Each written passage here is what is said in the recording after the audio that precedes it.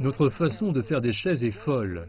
Pour construire quelque chose en bois, il faut faire pousser des arbres pendant 50 ans, puis les couper et les réassembler en pièces détachées. Donc voilà notre idée. Pourquoi ne pas faire pousser des arbres directement de la forme qu'on veut? Les anciens Chinois creusaient des trous dans lesquels ils plaçaient des pierres en forme de pierre. Ils faisaient ensuite pousser les racines au travers. C'est incroyable. C'est encore à un tout autre niveau.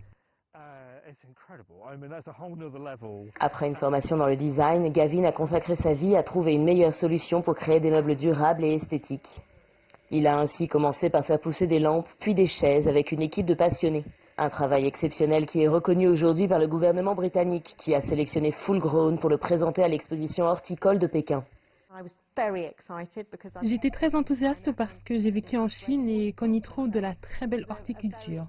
C'est une très belle opportunité et nous sommes vraiment ravis de prendre part à une si grande expo internationale.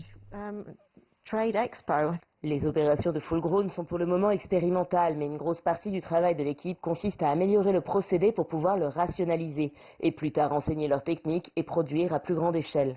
Les meubles sont créés dans un respect total de la nature et chaque saison amène son lot de découvertes et de leçons qui leur permettent d'affiner leur procédé. Quand Gavin a commencé, il a très vite appris sur les premières chaises que si on greffe deux branches ensemble, elles doivent être de la même longueur. Elles doivent avoir le même point de départ, puis partir chacune de leur côté, et lorsqu'elles se rejoignent, elles doivent être aussi longues. Sinon, l'arbre va ignorer la plus longue et diffuser toute son énergie par la plus courte. La plus longue va donc probablement mourir ou ne sera pas assez épaisse, parce que les arbres sont généralement paresseux. Ils veulent le chemin le plus court et le plus rapide jusqu'au soleil. Vous voyez ici, il y a 6 pousses principales qui ressortent et nous produisons 2 pousses latérales que nous utilisons pour les bras de la chaise. S'ils poussent trop, même si cela produit des feuilles et donc de la nourriture dont les arbres ont besoin pour grandir, cela va détourner de l'énergie. Du coup, plutôt que de produire de l'énergie pour ces pousses principales qui deviendront le dos et le siège de la chaise, ils vont faire grandir ces pousses latérales dont nous n'avons pas besoin et cela va juste ralentir la chaise. En les coupant, nous empêchons cela d'arriver. On attend encore quelques années pour la première récolte régulière. Dans 2 ou 3 ans, nous commencerons à avoir plusieurs pièces par an.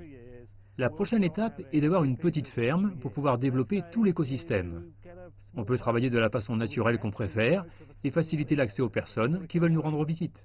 Dans notre société de consommation rapide, où les innovations se succèdent à une vitesse fulgurante, les fondateurs de Full Grown ont fait le choix de créer au rythme de la nature. Leurs meubles font fureur et leurs futures productions sont réservées jusqu'en 2028. Ce qui explique qu'ils aient été sélectionnés pour représenter le Royaume-Uni à Pékin cette année lors de l'exposition internationale d'horticulture, une plateforme idéale pour soutenir leur développement international. Floriane Virgile, Londres, CGTN.